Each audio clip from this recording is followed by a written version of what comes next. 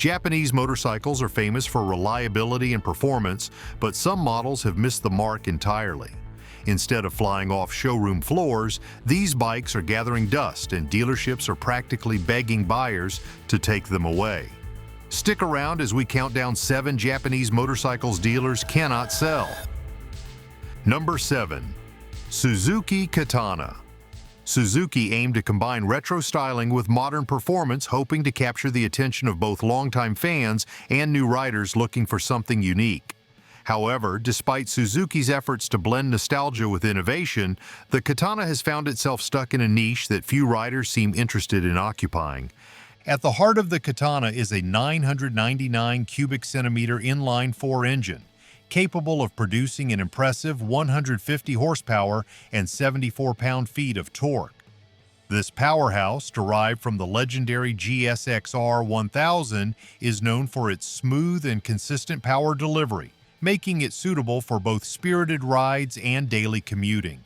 The engine's refined nature, paired with a well-tuned 6-speed transmission, ensures that the bike remains responsive and agile even when pushed to its limits. The Katana weighs in at 475 pounds, which is relatively lightweight for a leader-class bike, allowing for nimble handling in urban environments and on twisty back roads. The bike's braking system consists of dual front disc brakes paired with Brembo calipers, providing strong and consistent stopping power. The rear brake setup is a single disc with a Nissan caliper, balancing the braking performance effectively. The suspension system features fully adjustable front forks and a rear monoshock, tuned for a balance between sporty handling and everyday comfort. On paper, the Suzuki Katana should be a hit among riders seeking a versatile and powerful machine. Its retro aesthetic, powerful engine, and agile handling make it seem like the perfect blend of classic inspiration and modern engineering. Yet, despite these qualities, dealerships across the country are struggling to sell them. One of the primary reasons is its high price point. With a starting price of $13,500, the Katana is positioned against similarly powerful but more established models. Additionally, the Katana's riding position has been a topic of debate among potential buyers. While it features a more upright stance than typical sport bikes, which should make it comfortable for longer rides, some riders feel it is caught between a relaxed cruiser position and an aggressive sport bike stance. This in-between nature makes it hard for the Katana to find a clear identity, leaving some riders unsure whether it is meant for relaxed commuting or spirited riding. Another factor impacting the Katana's sales is its competition within Suzuki's own lineup. The GSX S1000, which shares much of the Katana's engine and performance characteristics, is available at a similar price but offers a more conventional street fighter look that appeals to a broader audience. As a result, many riders prefer the GSX S1000, leaving the Katana overshadowed by its sibling. For many potential buyers, the Katana's retro appeal is not enough to outweigh the practical drawbacks. The bike's limited touring capabilities due to its lack of wind protection and minimalist seating also play a role in its struggle to find a dedicated following. The reality is that the Suzuki Katana's blend of old and new has proven too polarizing. While some enthusiasts appreciate the homage to the original model, most buyers today want something that feels more contemporary. As a result, dealerships are left with unsold stock, and some have even resorted to offering incentives to attract potential buyers. If you thought the Katana's identity crisis was tough, wait until you hear about the next bike on the list, a model that was supposed to dominate the market but instead found itself caught between two very different worlds. Number 6. Yamaha MT10SP. Supposed to be the ultimate fusion of naked bike agility and superbike power, the Yamaha MT10SP was designed to dominate the streets. Yamaha aimed to combine the thrilling performance of the R1 with a more upright, street-friendly riding position, promising the best of both worlds. On paper, it appeared to be a recipe for success, but in reality, this bike has struggled to find buyers, often sitting in showrooms despite its impressive specifications. At the heart of the MT10SP lies a 998 cubic centimeter inline-4 engine derived from the iconic Yamaha R1. This power plant produces an impressive 160 horsepower and 75 pound-feet of torque, delivering rapid acceleration and a visceral riding experience that excites any speed enthusiast. The bike tips the scales at 462 pounds, making it remarkably lightweight for its class and contributing to its agile and nimble handling on both city streets and twisty back roads. The suspension setup features top-tier Öhlins electronic components that automatically adjust to varying conditions, providing a balanced and controlled ride whether cruising or pushing the limits. Braking duties are managed by high-spec Brembo units with dual front discs and a single rear disc, offering excellent stopping power to match the bike's aggressive performance. The bike's ergonomic setup combines a slightly upright seating position with aggressive styling, aiming to strike a balance between comfort and sportiness. The MT10SP also features a comprehensive suite of electronics, including multiple riding modes, traction control, a quick shifter, and a full-color TFT display. These advanced systems enhance the riding experience by allowing customization and adaptability for various road conditions. The inclusion of features like cruise control and adjustable suspension settings showcases Yamaha's effort to make the bike suitable for both spirited rides and longer journeys. Despite its cutting-edge technology and thrilling performance, the MT10SP faces challenges in attracting a broad audience. One of the most significant issues with the MT10SP is its price. Starting at $17,500, it is notably more expensive than other high-performance naked bikes, including its sibling, the MT09, which offers a similar adrenaline rush at a significantly lower cost. Potential buyers often find it hard to justify the premium, especially when European competitors like the KTM 1290 Super Duke R or BMW S 1000R offer comparable performance with more refined ergonomics and premium finishes. This pricing dilemma positions the MT10SP in a difficult spot, as riders seeking power and versatility often lean toward European alternatives or Yamaha's more affordable MT09. Another challenge is the bike's aggressive styling. The angular design, exposed frame, and futuristic headlight setup give it a distinct polarizing appearance. While some riders appreciate this bold look, others find it unappealing, particularly when compared to the more classic and streamlined aesthetics of other naked bikes.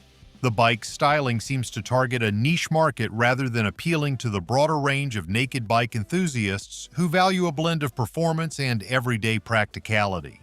From a bike that is too aggressive for most to one that is too practical to feel exciting, this next model will surprise you.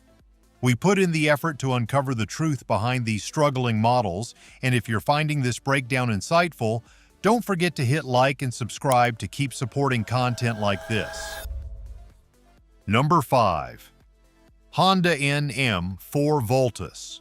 This bike was designed to look like it came straight out of a science fiction movie. Honda aimed to create a motorcycle that combined cruiser comfort with futuristic aesthetics, but in reality, it left most riders scratching their heads. The unconventional design choices and hybrid nature made it challenging to find a devoted following, and it remains one of Honda's most divisive models. Despite the ambition to blend modern tech with cruiser appeal, the NM4 Voltus struggled to establish its identity. At the heart of the NM4 Voltus lies a 670 cubic centimeter parallel twin engine that generates 53 horsepower and 44 pound-feet of torque. Paired with Honda's human-friendly transmission, an automatic gearbox designed for ease of use, the bike aimed to attract new riders looking for convenience. However, the automatic transmission lacked the tactile engagement that motorcycle enthusiasts typically prefer, making it feel unnatural in a machine marketed as a cruiser. Riders accustomed to manual shifting found it underwhelming, as it lacked the connection between rider and machine that traditional gear changes offer. The NM4 Voltus tips the scales at 560 pounds, making it relatively heavy for its power output. The suspension setup includes a telescopic fork at the front and a swing arm with a single shock at the rear, delivering a moderately smooth ride that balances comfort and stability.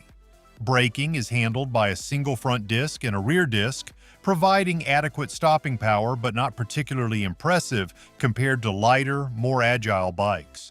While the bike handles straight roads well, it feels cumbersome in tight corners and less responsive when weaving through urban traffic. This lack of agility further limits its appeal to riders who prioritize maneuverability. The most striking aspect of the NM4 Voltus is its design, a low elongated profile with sharp, angular lines that appear more like concept art than a practical motorcycle. The distinctive front fairing and dramatically styled bodywork give it a unique silhouette, but most cruiser enthusiasts find the look too radical.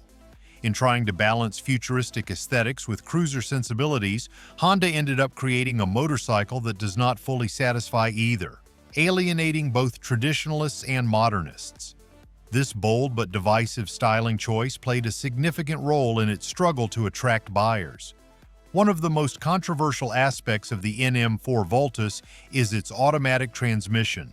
Marketed as a rider-friendly innovation, it backfired among experienced motorcyclists who value the hands-on experience of manual gear changes. Cruiser riders, who typically appreciate the deep, throaty rumble of a V-twin engine and the deliberate act of shifting gears, found the automatic setup uninspiring. As a result, the New Mexico 4 Voltus failed to appeal to newer riders who found it overly complex and seasoned riders who dismissed it as lacking the soul of a traditional cruiser. Pricing also played a significant role in the NM4 Voltus's poor market reception. With a starting price of $11,200, it positioned itself in a segment where riders expected more power and practicality. Buyers in this price range could easily opt for more traditional cruisers or sport tourers that offered a better balance of performance and everyday usability. The NM4 Voltus's lack of clear identity made it hard for potential buyers to justify the investment, leading many to choose more established models with a clearer purpose.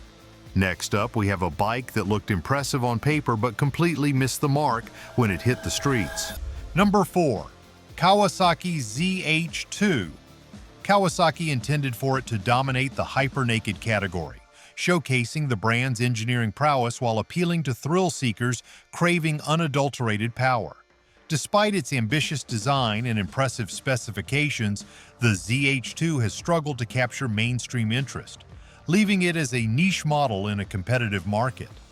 At the heart of the ZH2 is a 998 cubic centimeter supercharged inline-4 engine, producing a staggering 197 horsepower and 101 pound-feet of torque. This engine delivers explosive acceleration and high-speed capability, making it one of the most powerful naked bikes ever produced. The bike tips the scales at 525 pounds, which, considering the engine output, is relatively lightweight. The suspension setup features a fully adjustable Showa SFFBP fork at the front and a Showa monoshock at the rear, providing a balance between sporty handling and ride comfort. Braking duties are handled by dual Brembo-style McCalipers gripping large front discs, complemented by a single rear disc, delivering exceptional stopping power.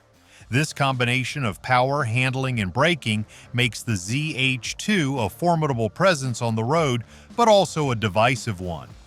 One of the primary reasons the ZH2 has not resonated with the broader market is its sheer power output. While power enthusiasts appreciate the thrill of nearly 200 horsepower on a naked bike, many riders find the performance intimidating for everyday use. The aggressive throttle response, combined with the supercharger's relentless surge, makes the bike less practical for city commuting or relaxed riding. Riders unaccustomed to managing such power often find the ZH2 challenging to control, especially at lower speeds where the throttle can feel abrupt. This makes the bike more suitable for experienced riders seeking adrenaline rather than those looking for a versatile daily commuter. Another significant drawback is the high cost of insurance.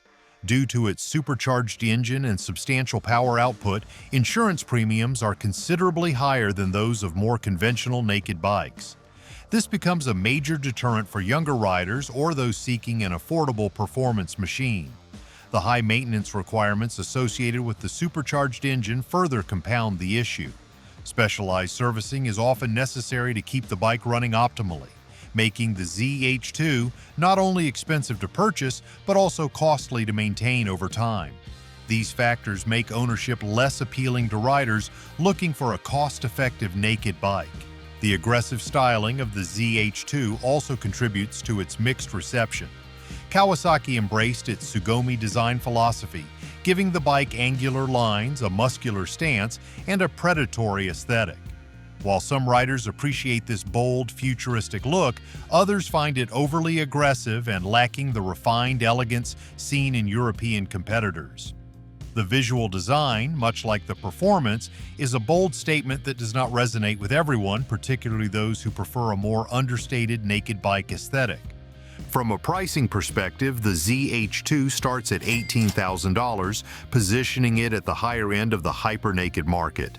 While this price reflects the advanced technology and supercharged engine, it feels steep for a bike that lacks everyday versatility. With more affordable alternatives offering a better balance between power and practicality, the ZH2 struggles to justify its cost, especially when factoring in insurance and maintenance expenses. From an overpowered beast to a bike that once ruled the roads but is now collecting dust, this next entry will surprise you. Number 3. Honda CTX 1300. Honda aimed to create a motorcycle that could handle long-distance travel while retaining the stylish appeal of a cruiser. However, the bike ended up in an awkward position, caught between two distinct motorcycle worlds. This hybrid identity made it difficult to attract a dedicated audience, and despite its solid engineering, the CTX 1300 never gained the traction Honda had anticipated. At the heart of the CTX 1300 is a 1,260 cubic centimeter V4 engine that produces 83 horsepower and 78 pound-feet of torque. This powertrain is known for delivering a smooth, consistent performance, showcasing Honda's signature refined engineering. The bike's weight, tipping the scales at 750 pounds, contributes to its stability on long highway stretches, but makes it somewhat cumbersome in city traffic. The suspension setup features a telescopic fork at the front and a twin shock configuration at the rear, offering a balanced and comfortable ride suitable for touring. Braking is managed by dual front disc brakes and a single rear disc, providing reliable stopping power to match the bike's size and weight. These features make the CTX 1300 well-equipped for open-road cruising, but less practical for urban maneuvering. One of the main issues with the CTX 1300 is its confusing identity. Honda positioned it as a sport touring cruiser, but in doing so, it failed to capture the essence of either category. Cruiser enthusiasts found it too technical and sporty, lacking the raw, rugged feel they expect. On the other hand, sport touring fans felt it did not possess the agility or aggressive styling typical of the segment. This blurred identity made it hard for potential buyers to see the bike as either a dedicated cruiser or a proper sport tourer, leaving it in a niche that few riders wanted to occupy. Maintenance also posed a challenge.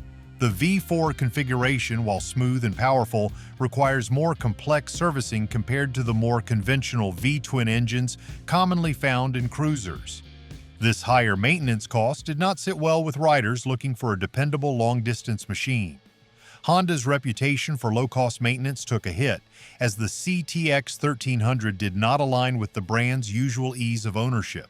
The perception of increased maintenance complexity and cost further discouraged potential buyers, especially those prioritizing reliability and low upkeep. The price was another sticking point for the CTX 1300. With a starting price of $16,000, it positioned itself in a competitive segment where more specialized touring bikes or dedicated cruisers offered clearer value. Buyers seeking a pure touring experience often opted for models with better luggage options and lower maintenance requirements, while cruiser enthusiasts saw no reason to invest in a bike that leaned too heavily into sport touring characteristics. This pricing strategy put the CTX 1300 in an awkward market position, where neither target demographic felt it offered enough of what they valued. The CTX 1300 serves as a reminder that blending motorcycle genres requires careful consideration of each segment's core values. In this case, Honda's attempt to mix cruiser aesthetics with sport touring functionality resulted in a bike that did not fully satisfy either side, making it a niche product that struggled to resonate with mainstream riders. And if you thought that was an identity crisis, wait till you hear about a sport bike that lost its way. Number 2. Suzuki Hayabusa. With its powerful engine and aerodynamic design, the Hayabusa became an icon among speed enthusiasts and performance junkies. However, the landscape of motorcycling has evolved, and what once made the Hayabusa legendary has now turned into its biggest drawback. As the market shifts towards more versatile and balanced motorcycles, the Hayabusa's single-minded focus on speed feels increasingly outdated. Powering the Hayabusa is a 1,340 cubic centimeter inline-4 engine that produces a formidable 190 horsepower and 106 pound-feet of torque. The bike tips the scales at 587 pounds, making it a substantial machine primarily built for straight-line acceleration rather than nimble handling. The suspension setup features a fully adjustable inverted front fork and a link-type rear shock, providing stability during high-speed runs. Braking is managed by dual front discs with 4-piston calipers and a single rear disc, offering reliable stopping power for a heavyweight sport bike. This combination of powerful performance, robust braking, and stable suspension makes the Hayabusa a beast on the open road, yet somewhat cumbersome in tighter, more technical riding situations. One of the primary reasons for the Hayabusa's decline in popularity is its running costs. Insurance premiums are particularly high due to the bike's reputation as a high-speed machine, often attracting riders looking to push its limits. Maintenance is also costly, as the performance-focused components require meticulous care. Replacing tires frequently, performing valve adjustments, and keeping the engine in peak condition add up to significant expenses. Unlike more practical sport tourers, the Hayabusa demands a financial commitment that extends well beyond its purchase price. This has made ownership more burdensome, particularly as newer models offer better value and reduced upkeep. Another critical issue is the shifting preferences of motorcyclists. While raw power was once the primary attraction, today's riders often prioritize comfort, advanced features, and practical usability. Adventure tourers and sport touring motorcycles have become significantly more popular, as they offer a blend of performance, comfort, and cutting-edge tech. The Hayabusa's uncompromising focus on straight-line speed now seems overly specialized, appealing primarily to a shrinking group of speed purists. As more versatile bikes dominate the market, the Hayabusa's audience has dwindled, leaving it largely overlooked despite its impressive capabilities. Pricing also plays a role in its declining appeal. Starting at $18,500, the Hayabusa positions itself as a premium performance machine. However, many potential buyers find it hard to justify the expense when other bikes offer comparable power with greater versatility and comfort. Compounding this is the high cost of ownership, from maintenance to insurance, which discourages even those who appreciate the bike's raw performance. This combination of high upfront and ongoing costs makes it less attractive to riders who want a machine that fits both their adrenaline cravings and practical needs.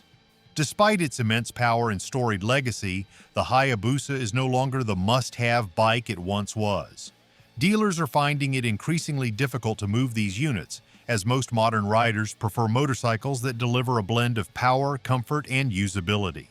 The era when sheer speed alone could sell a bike has passed, leaving the Hayabusa to struggle for relevance in a market that now values versatility over raw, unrestrained power. Once a legend on the open road, it now finds itself overshadowed by more balanced and practical motorcycles, a relic of an era where speed was king.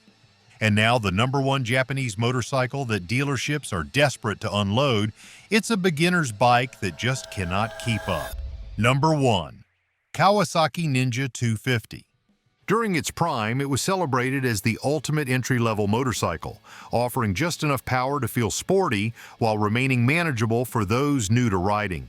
For years, it dominated the entry-level sport bike market and became synonymous with reliable performance and affordability. However, the motorcycling landscape has evolved, and what once made the Ninja 250 so appealing now feels outdated, leaving it overshadowed by more modern and capable alternatives. At the core of the Ninja 250 is a 248 cubic centimeter parallel twin engine that produces 29 horsepower and 16 pound-feet of torque. The bike tips the scales at 379 pounds, making it lightweight for a sport bike and easy to handle, especially for newer riders. The suspension setup consists of a telescopic fork at the front and a unitrack single shock at the rear, offering a balanced and comfortable ride suitable for urban commuting. The braking system features a single front disc and a rear disc, providing adequate stopping power for city use and light highway riding. Priced at $4,999 when new, it was marketed as an affordable and approachable option for beginners venturing into the world of motorcycling. The Ninja 250's compact size and low seat height make it particularly well suited for shorter riders or those looking for a manageable first bike. Its ergonomics are relatively neutral, offering a slightly leaned-forward riding position that hints at sportiness without being overly aggressive. This makes it comfortable for daily commuting while still providing a taste of the sport bike experience. The bike's lightweight frame also enhances maneuverability, making it an excellent choice for navigating city streets and squeezing into tight parking spots. However, the bike's biggest issue lies in its outdated engine technology. Unlike newer models that come with fuel injection, the Ninja 250 features a carbureted engine which requires regular maintenance to keep running smoothly. This is especially problematic in colder climates, where starting can be difficult without proper care. Cleaning and adjusting the carburetors can be a hassle for beginners who prefer a more hands-off experience.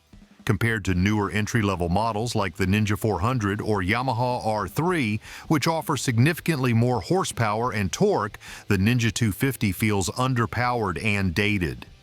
The bike's limited power output of 29 horsepower means it struggles at highway speeds, especially when carrying a passenger or additional gear. While it is adequate for city commutes and short rides, maintaining speed on long stretches of open road can be challenging.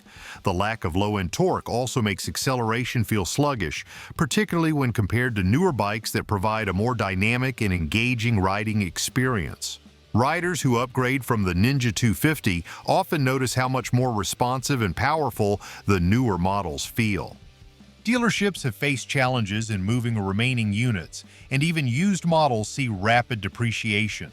Although it was once a legendary choice for beginners, the Ninja 250 has not aged gracefully. Riders looking to enter the sport bike world today have far superior options that offer more power, less maintenance, and greater overall reliability. Nonetheless, the Ninja 250 still holds a nostalgic spot in the hearts of many who took their first rides on one, remembering it as the bike that introduced them to the thrill of motorcycling. That's the list. 7 Japanese motorcycles dealerships just can't get rid of. If you enjoyed this breakdown, make sure to like, subscribe, and let us know your thoughts in the comments. See you in the next one.